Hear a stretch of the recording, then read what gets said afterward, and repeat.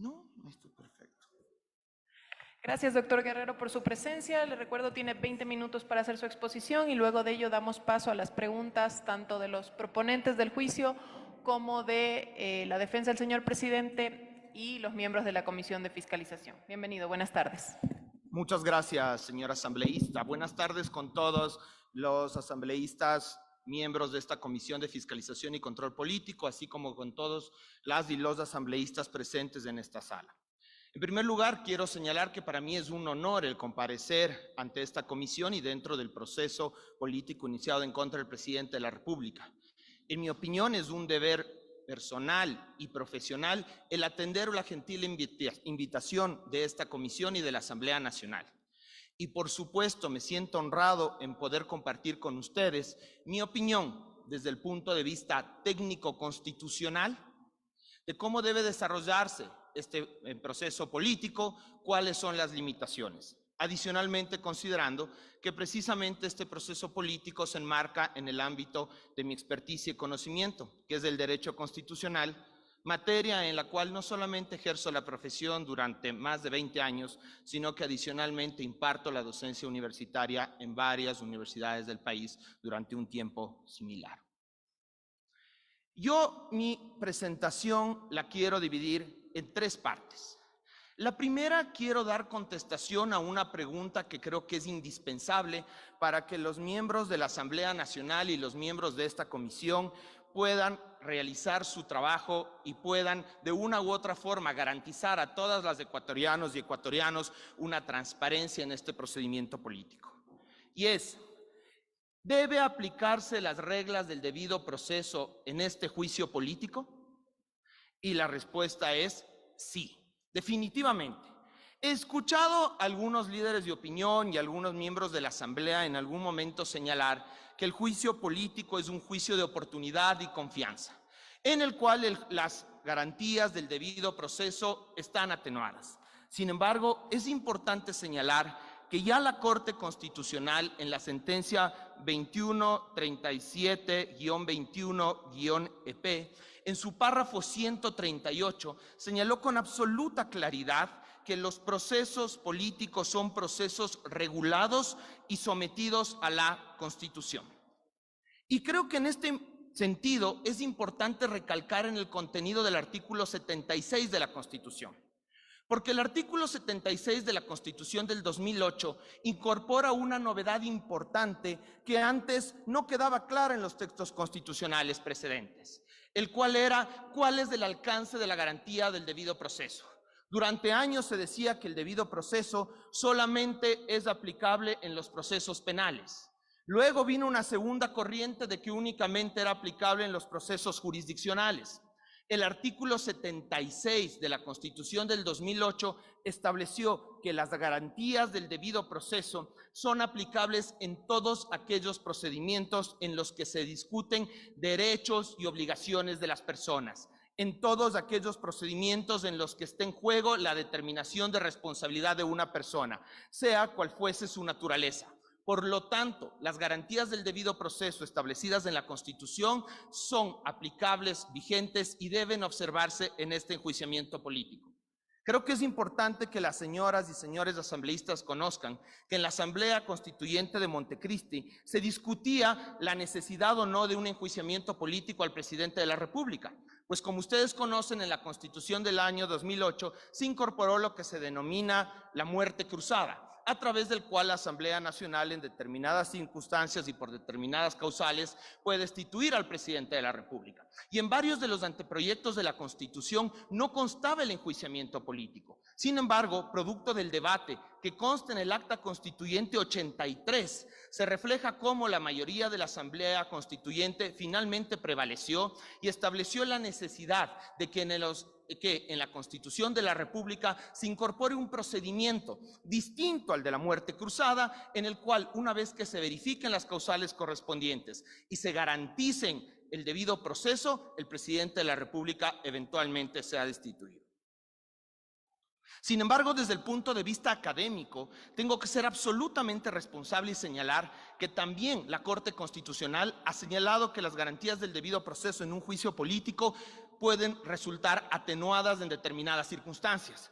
Por ejemplo, la Corte Constitucional, en el fallo que mencioné, señala que la garantía de imparcialidad resulta atenuada en un juicio político. Por ejemplo, en una asamblea unicameral, como es en este caso, sería imposible pedir que quien acuse sea distinto que quien resuelva. Y por lo tanto, evidentemente, la garantía de imparcialidad que hubiera en otro tipo de procedimientos se encuentra atenuada. Algo similar ocurriría, por ejemplo, con la garantía de recurrir de esta decisión. Evidentemente, una decisión del máximo órgano de control político del país, como es la Asamblea Nacional, no podría ser recurrida internamente, mas sí internacionalmente. Por lo tanto, dando contestación a la primera pregunta, ¿se debe garantizar el debido proceso en un juicio político? La respuesta es definitivamente sí. No deja de ser un procedimiento en que se determinan responsabilidades a las personas y por lo tanto debe garantizarse garantías mínimas, como por ejemplo, ¿cuál? El derecho a la defensa, el derecho a la contradicción, el derecho a que únicamente se valoren aquellas pruebas que han sido debidamente obtenidas y actuadas de conformidad con la Constitución. Y también el derecho, un derecho muy relevante, el derecho a la motivación. Y precisamente me permito explicar el tema de la motivación porque no son pocas las personas que sostienen que en un juicio político no es necesario llevar a cabo un proceso de motivación adecuada. Sin embargo, cuando uno revisa la Ley Orgánica de la Función Legislativa, va a poder distinguir de manera clara que en cuanto a la motivación hay un tratamiento totalmente diferenciado entre lo que ocurre con el juicio político ordinario que se sigue en contra de los ministros de Estado y varias de las máximas autoridades de la función pública y el juicio político al presidente de la República. En el caso del juicio político al presidente de la República, una vez que concluye el debate ante el Pleno de la Asamblea Nacional, debe convocarse a una nueva sesión en la cual únicamente se debe someter a una motivación y dice la Ley Orgánica de la Función Legislativa de forma expresa que el propósito es que el Pleno tome una resolución motivada. De forma expresa, así dice la Ley Orgánica de la Función Legislativa vigente. Disposición que no es la misma en el resto de procesos políticos. Por lo tanto, la garantía de motivación como parte de garantía del debido proceso no solamente que debe observarse en el juicio político en contra del presidente y vicepresidente de la República, sino que adicionalmente está recogida de forma expresa en la Ley Orgánica de la Función Legislativa que regula la materia. Un segundo tema que quiero poner a su consideración y una segunda pregunta que creo que es pertinente es ¿cuál es el objeto del presente juicio político? ¿Qué estamos discutiendo en el presente juicio político? Y para el efecto, creo que es sustancial que todos partamos de lo que dijo el dictamen de la Corte Constitucional en los párrafos 93 y 94. Allí la Corte Constitucional ha marcado la cancha. Allí la Corte Constitucional ha dicho cuál es el objeto de discusión en el presente proceso político. Nada fuera de lo que se establece en el dictamen y se identifica con forma clara en los párrafos 93 y 94 debe ser objeto de discusión, contradicción o alegación en este procedimiento político. ¿Qué dice el párrafo 93 de la Corte Constitucional, del dictamen de la Corte Constitucional? Dice: esta Corte encuentra que los proponentes, al singularizar la infracción por la cual acusan al presidente de la República, establecen que, y abre comillas, esto es lo que dicen los proponentes del juicio político, el presidente de la República y Hernán Luque Lecaro definieron la continuación de los contratos de transporte de petróleo en favor de terceros, conscientes de que los mismos representaban una pérdida para el Estado. Cierra comillas, dice la Corte, aquello habría sido producto de una estructura que, y abre comillas, propició la corrupción en Flopec-EP, la cual responde a la designación de los funcionarios que la conforman realizada por presidente de la República, Guillermo Lasso. Nuevamente la Corte dice, por lo que afirman, y nuevamente abre comillas, se evidencia el desvío o distracción de los fondos que generaban anualmente estos pools de empresas con los que Flopec-EP tenía relación contractual en el transporte de crudo. Y luego, en el párrafo 94, la Corte dice, la Corte constata que la referida conclusión fáctica guarda conexión con los elementos típicos del delito de peculado, según la descripción contenida en el artículo 278 del COIP, sin que esto implique un pronunciamiento sobre la materialidad o responsabilidad del cometimiento del delito por parte del presidente de la República. Allí están los hechos que deberían ser objeto de discusión en este proceso político. Única y exclusivamente, el presidente de la República, consciente y deliberadamente, permitió la continuidad de unos contratos en perjuicio del Estado. Ese es el objeto de este procedimiento político. Ningún otro hecho, ninguna otra prueba sería pertinente. Y la pregunta es, ¿qué ocurriría si es que efectivamente la Asamblea Nacional no observa este límite impuesto por la Corte Constitucional y agrega otros elementos? Y aquí viene la importancia del derecho de la motivación al que hice referencia. Uno de los vicios que la Corte Constitucional ha establecido, que es típico de la insuficiencia de la motivación, es la incongruencia. Es decir, si es que eventualmente la Asamblea Nacional, al tomar su decisión, se basa en otros hechos, en otras acusaciones distintos a los establecidos en el dictamen de la Corte Constitucional, su decisión va a carecer de motivación, porque, insisto, la decisión en el juicio político debe estar motivada. Y al respecto creo que es sustancial entender que una de las garantías del debido proceso que están previstas en el artículo 76, numeral 3 de la Constitución, es precisamente la garantía de tipicidad y legalidad. ¿Qué quiere decir esto? Ninguna persona en el Ecuador puede ser sancionada por una conducta que no esté previamente tipificada en una ley como infracción. En el caso específico del presidente de la República, las causales de juicio político están taxativamente numeradas en el artículo 129 de la Constitución. La Corte Constitucional, cuando marcó la cancha en su dictamen, estableció que la causal de juicio político, en este caso, es el peculado. La pregunta es, ¿dónde está definido el peculado? Evidentemente, la Constitución no define el peculado. Sin embargo, utilizando el artículo 427 de la Constitución y el artículo 3 de la Ley Orgánica de Garantías Jurisdiccionales y Control Constitucional, que nos habla de una interpretación sistemática del ordenamiento jurídico, tenemos que recurrir al Código Orgánico Integral Penal, donde allí está previsto lo que es el peculado. Por lo tanto, el análisis que debe realizar esta Asamblea Nacional y el objeto del juicio político es precisamente determinar si los hechos alegados en la acusación y que fueron objeto del dictamen de la Corte Constitucional son o no son veraces. Creo que en la mañana abundantemente se discutió respecto del filtro de verosimilitud en la admisión y lo que implica en cambio el filtro de veracidad que es en esta Asamblea Nacional. Y obviamente ver si estos hechos se adecúan a la hipótesis de la norma del peculado del artículo 258. Porque recuerden lo que la Corte Constitucional ha señalado para que una decisión esté motivada.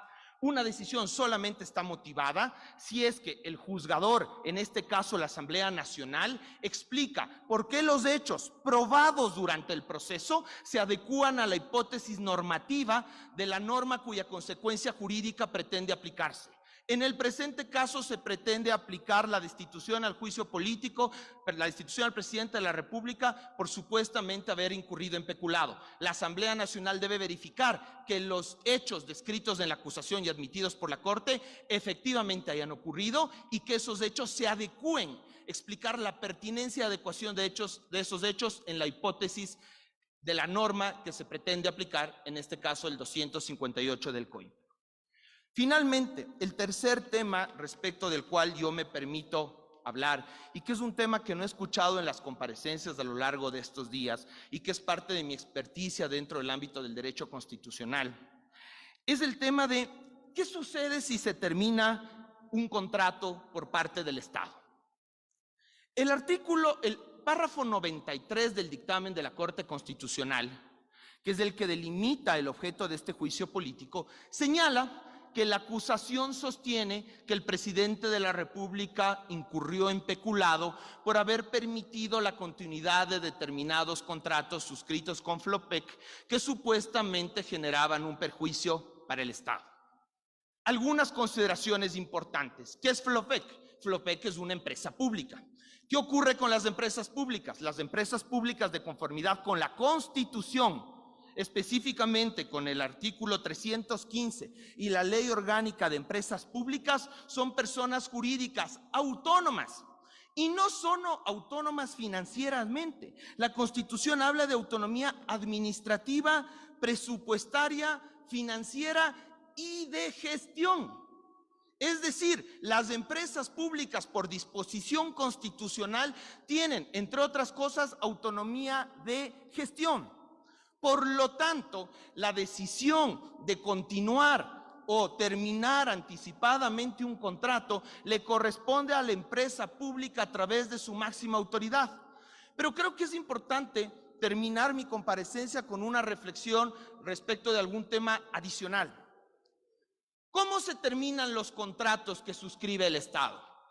Y creo que debemos partir de que la Constitución, un principio constitucional, es el principio de autonomía de la voluntad.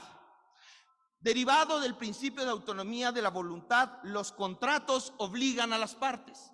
En los primeros años de la Facultad de Derecho nos dicen que los contratos son ley para las partes. ¿Qué quiere decir eso? Que las personas no podemos obligar, no podemos desconocer nuestras obligaciones contractuales. Y producto de aquello, tampoco las personas podemos terminar unilateralmente los contratos cuando querramos. Y esto es algo muy significativo, porque en el caso específicamente del Estado, si este fuese un contrato regido por la Ley Orgánica del Sistema Nacional de Contratación Pública, en el artículo 94 de la ley se enumeran taxativamente las causales de terminación de los contratos. Y habría que ver si efectivamente en este caso específico alguna de esas causales taxativas de terminación se habrían verificado. Porque ¿qué ocurre si el día de mañana esas causales taxativas de verificación no se presentaron? Que el Estado quede expuesto a una demanda a través de la cual los funcionarios involucrados en la terminación anticipada y no justificada quedan expuestos a una indemnización de daños y perjuicios. Inclusive habría que ver este contrato en específico, a qué jurisdicción está sometida y cuál es la normativa aplicable. Por lo tanto, volvamos a la pregunta, ¿qué hacer ante un contrato que eventualmente no es conveniente para los intereses del Estado? ¿Puede ser terminado unilateralmente y en cualquier momento? Creo que la experiencia de los arbitrajes internacionales que ha vivido el Ecuador y las millonarias indemnizaciones que hemos debido pagar nos enseñan que debemos actuar con responsabilidad y que la terminación, la no continuidad de los contratos deben ser producto de estudio y un análisis técnico-jurídico de las estipulaciones contractuales y no nada más una decisión eventualmente fomentada por intereses coyunturales. Finalmente, y con esto quiero concluir la intervención y agradezco por su paciencia y el tiempo que han dedicado a escucharme. ¿Quién es el responsable de terminar un contrato en una entidad autónoma? Evidentemente, la máxima autoridad de dicha entidad. Lo dice la ley, es clara, una clara derivación de la Constitución y por lo tanto, quien tiene la obligación de potencialmente terminar un contrato, si es que hubiese las causales y previo el procedimiento correspondiente, es la máxima autoridad de la entidad contratante, no quien la designó. Porque en el Ecuador, como ha quedado expuesto de sobre en la mañana, no existe responsabilidad solidaria en este tipo de casos. Les agradezco mucho por su tiempo y por su paciencia y estaré gustoso de absolver cualquier inquietud que tuviese cualquiera de las partes, así como las miembros y los miembros de esta Comisión de Fiscalización y Control Político. Muy amable, señora presidenta. Gracias. Buenas tardes, asambleístas. ¿Proponentes tienen preguntas? Asambleísta Veloz. Más que pregunta, un comentario, señora presidenta, dentro del tiempo que se nos está dando. Doctor Guerrero, buenas tardes. Buenas tardes. Usted mencionó algo sobre la Corte, el dictamen de la Corte Constitucional, y yo ahí quiero también mencionar que la Corte también manifestó en la sentencia 2137-21-EP/21 que las garantías del debido proceso en procesos políticos no se aplican todas de manera automática, sino las más básicas, siendo estas el derecho a la defensa, el derecho a probar, tener tiempo para defenderse y derecho a contradecir. Y esa sentencia ha sido ratificada nuevamente en el dictamen de la Corte Constitucional, en este dictamen de admisibilidad que abrió la puerta para que la Asamblea Nacional pueda dar paso a este proceso de juicio político.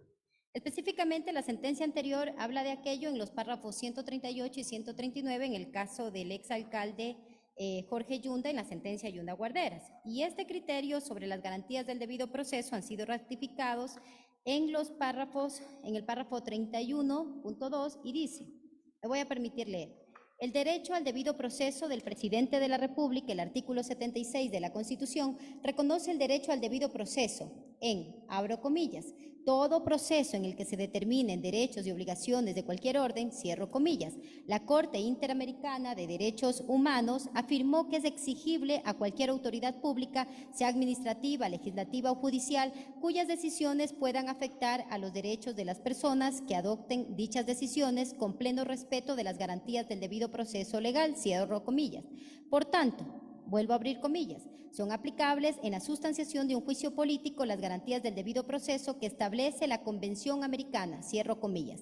En particular, la Corte Constitucional ha sostenido: dentro de procesos de control político también se requiere de garantías básicas, pertinentes y adecuadas de defensa que permitan la igualdad de armas y garanticen el desarrollo apropiado del procedimiento previo a la decisión del órgano que ejerce el control político. No obstante, esto no significa automáticamente que todas las garantías previstas en el artículo 76 de la Constitución deban ser aplicables en la misma medida o asimilables directamente en un proceso de control político, pues la naturaleza propia de estos no se puede manejar un estándar igual ni rígido al que se maneja en un proceso jurisdiccional.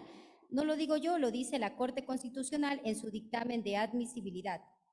Por eso, o sea, no solamente es del párrafo que usted nos dio lectura aquí, sino todo lo que dice dentro del dictamen. La misma Corte se ha pronunciado sobre aquello. Este es un criterio sobre las garantías del debido proceso.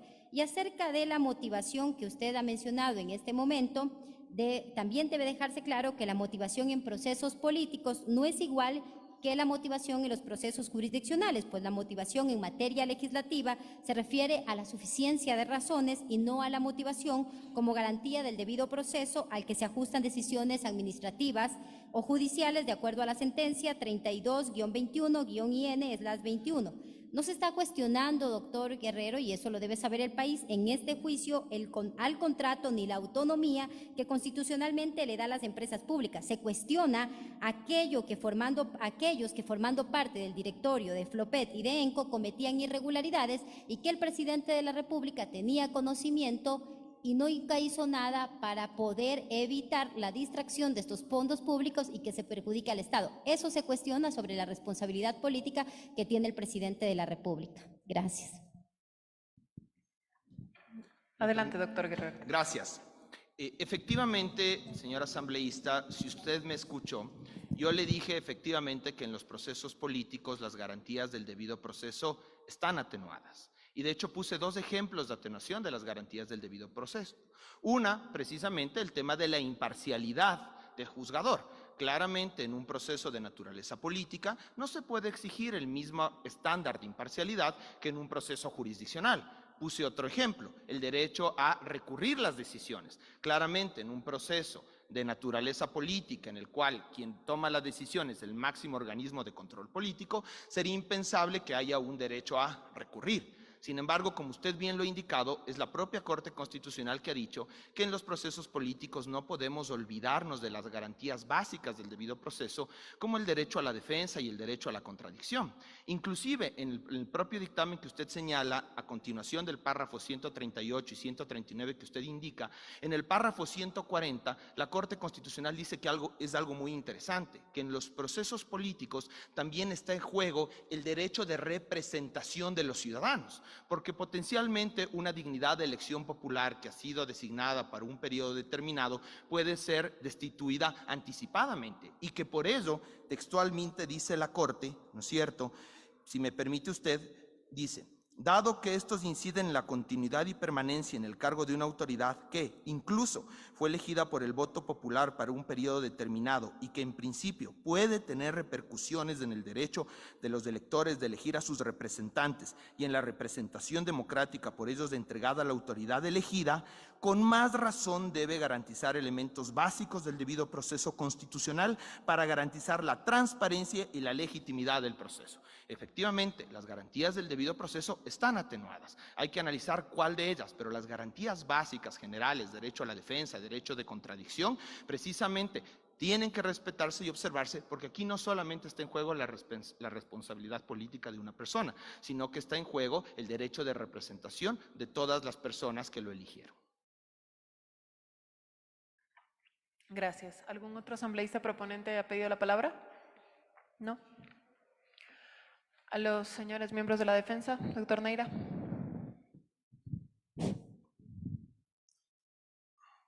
Señora Presidenta, buenas tardes, señores asambleístas.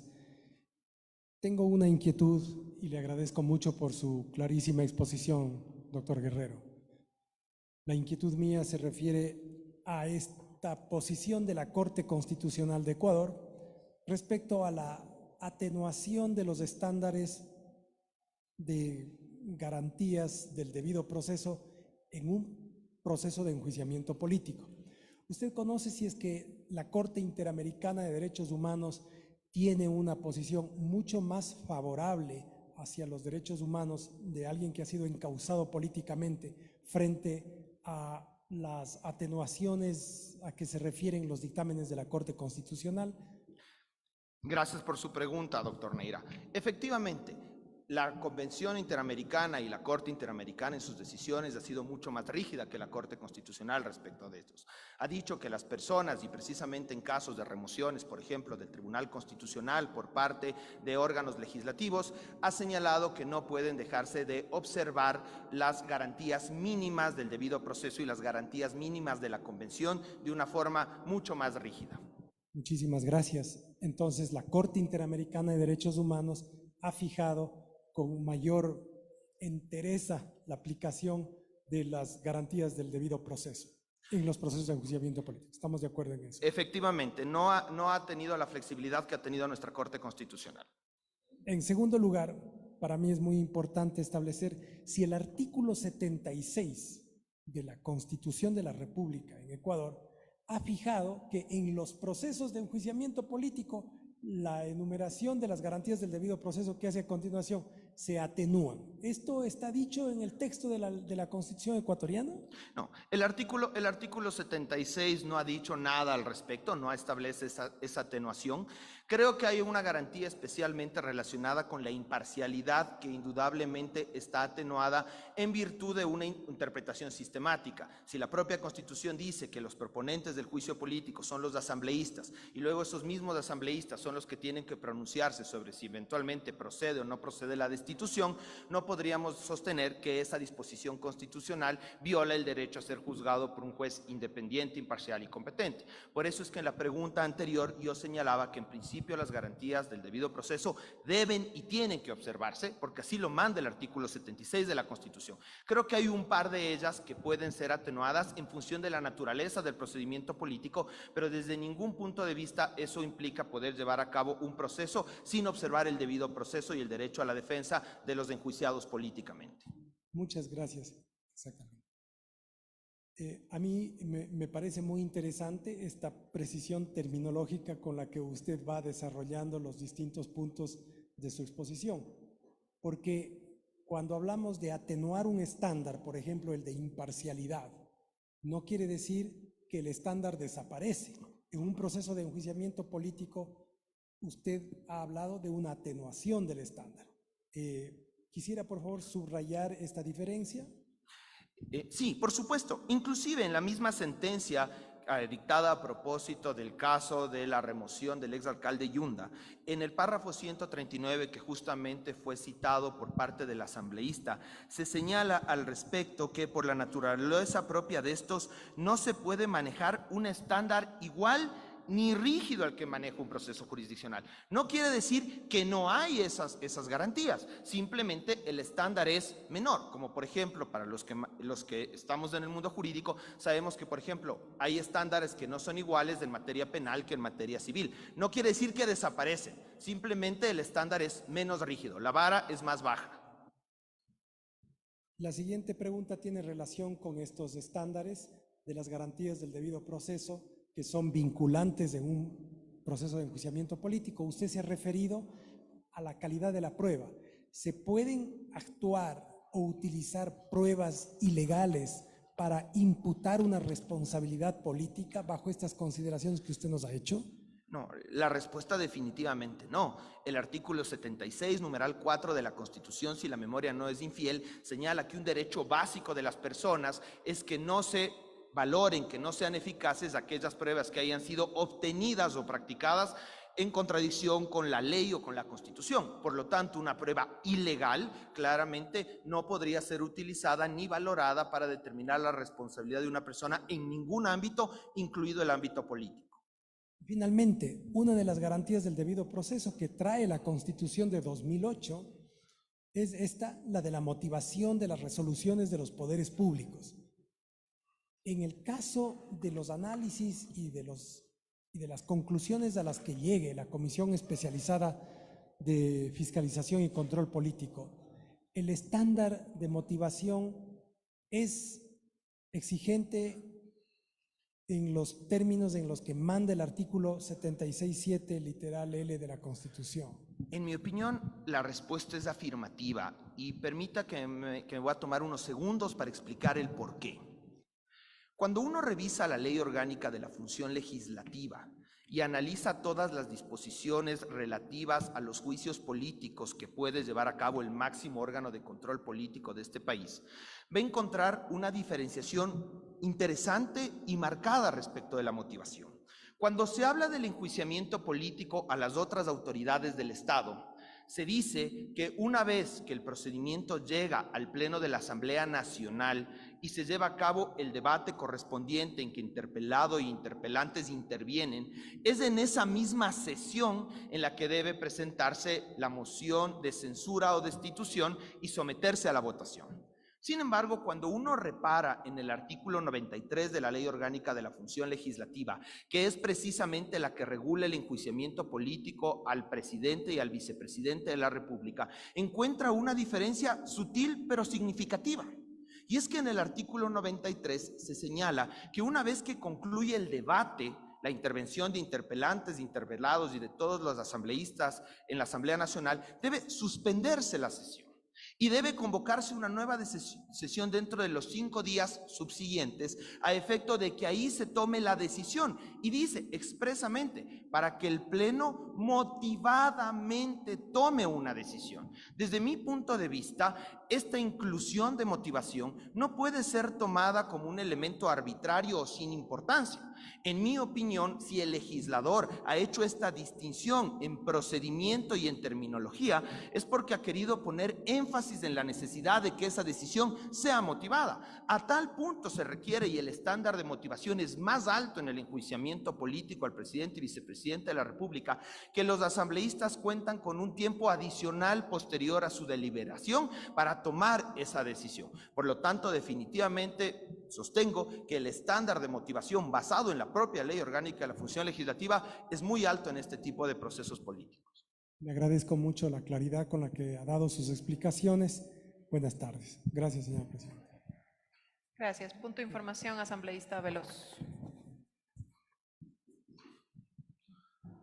Gracias, señora presidenta. Un punto de información de lo expresado por el doctor Neira y el doctor Guerrero. Si bien es cierto que la Corte Interamericana de Derechos Humanos ha fijado mayores garantías al debido proceso en juicios políticos, pero relacionados a destitución de magistrados y jueces, como por ejemplo en los casos Camba Campos versus Ecuador, Quintana Cuello versus Ecuador y Tribunal Constitucional versus Perú, la Corte ha dicho que en el caso de los jueces se garantiza la estabilidad institucional de los mismos para un periodo fijo y para garantizar la independencia judicial. Respecto del Ecuador, no cabe aquí porque no existe juicio político contra jueces y contra magistrados.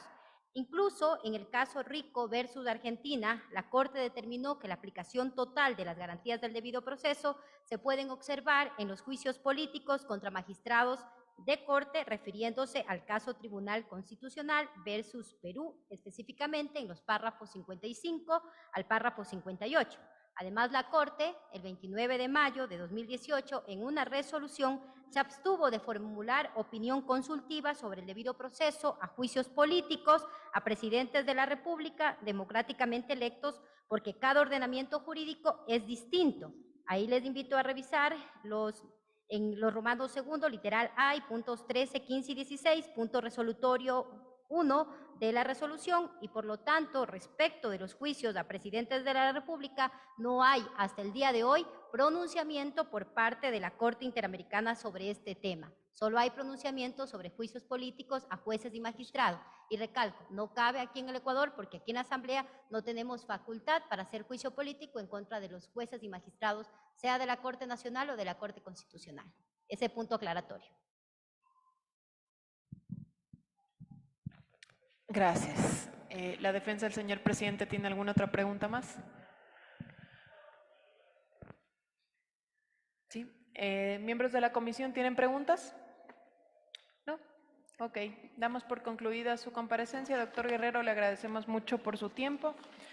La siguiente comparecencia es la del doctor Ramiro García Falconi, quien ya se encuentra presente en la sala.